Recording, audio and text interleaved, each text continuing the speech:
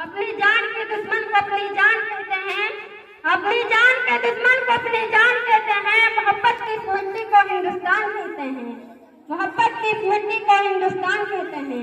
परम सम्मान्य प्रधान जी, प्रधानाध्यापक महोदय, शिक्षिका मैडम, उपस्थित अभिभावकों, मेरे प्रिय सहपाठियों, मेरा रजाउल हुसैन कक्षा 7 देश प्रेम और स्वतंत्रता दिवस के उपलक्ष्य में अपने विचार आपके साथ साझा करना चाहता हूँ। स्वतंत्रता मतलब आजादी, आजादी का वास्तविक मतलब वही समझ सकता है जिसने कभी गुलामी की हो।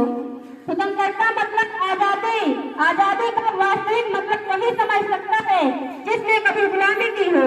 हम सब भाग्यशाली हैं कि हमने स्वतंत्रता भारत में जन्म लिया। ये तो आजादी की हो 1857 में ही जल चुकी थी, जो मसला 1947 में हमारे देश को आजाद कराया। प्राचीन मध्यकाल वर्तमान भारत के कारणों में से स्पष्ट कराना चाहूंगा। जब हम फिरंगियों के शहर में बस रहे थे, तब रंग ने बसंती चोला की एक आवाज पर टोले के टोले उमड़ आते थे।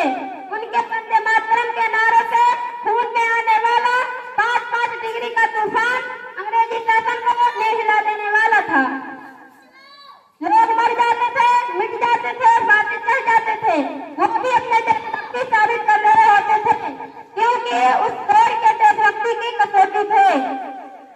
उसके बाद 61-62-71 के युद्ध में अपनी सुहाग गवा देने वाली औरत जब घर के हालात ऐसे हो जाया करते थे, प्यार भी भरपूर गया, प्यार भी भरपूर गया, मांग का सिंदूर गया, नन्हे नौनिहालों की लंगोटियां चली गई, की बेटियों की चुटकियां चली गई, बाप की कमाई गई, भाई की पढ़ाई गई।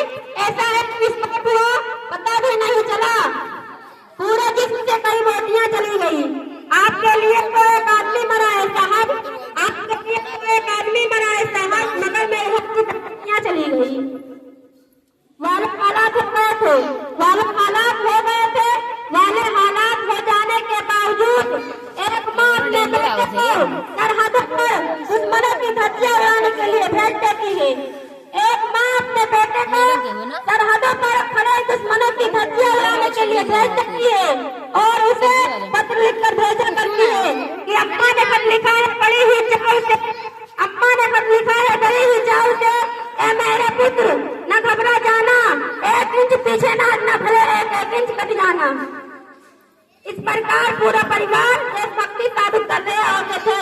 तब जाकर देश बलिदान मांगता था, लड़ जाने को कहता था, मर जाने को कहता था, मिट जाने को कहता था, फांसी चढ़ जाने को कहता था।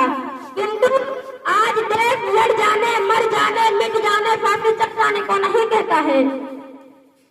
मेरे विचार में, बल्कि मेरे विचार में यदि व्यक्ति अपना काम सच्चाई तथा ईमानदारी लगन से करे, वही सच्चाई देशभक्ति है। मैं नहीं मानता फेसबुक, व्हाट्सएप, इंस्टाग्राम पर 3 रंगों का झंडा लगा देने से देशभक्ति पूरी होती है। देशभक्ति तो लोगों की सहायता करने, समाज को जोड़ने, माँ बाप का आदर करने से होती है। मुझे तोड़ लेना बेमाली, उस पथ पर तुम देना से, मुझे तोड़ लेना बेमाली, उस पथ पर तुम देना से, मातृभूमि हित शीत चढ़ाए जिस पथ पर जाए वीर आए। इन शब्दों के साथ मैं अपनी वाणी को विराम देता हूँ। धन्यवाद। भारत माता की जय। नजारे नजर से कहने लगे नयन से बड़ी कोई चीज नहीं, नजारे नजर से कहने लगे नयन से बड़ी कोई चीज नहीं, तभी मेरे दिल ने आवाज दी वतन से बड़ी कोई चीज नहीं।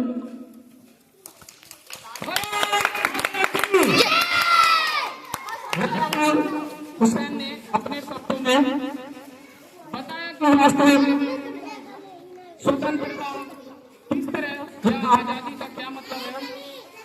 उन्होंने यह भी बताया कि वास्तव में सिर्फ तिरंगा लगा देने से आजादी नहीं मिलती, ना आपकी आजादी के प्रति कर्तव्य निष्ठा खत्म हो जाती है।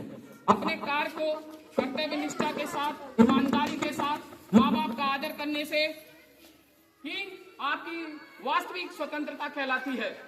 मैं यही कहना चाहूंगा कि अगर इस तरह के नौनिहाल आगे देश की बागडोर संभालेंगे तो हमारा देश एक दिन जरूर विकास करेगा। भारत माता की जय! भारत माता की जय! भारत माता की जय! लंबी वीडियो ना बनाओ, छोड़ बंद करो आप। देखाई में परेशान हो जी। ले जाओ।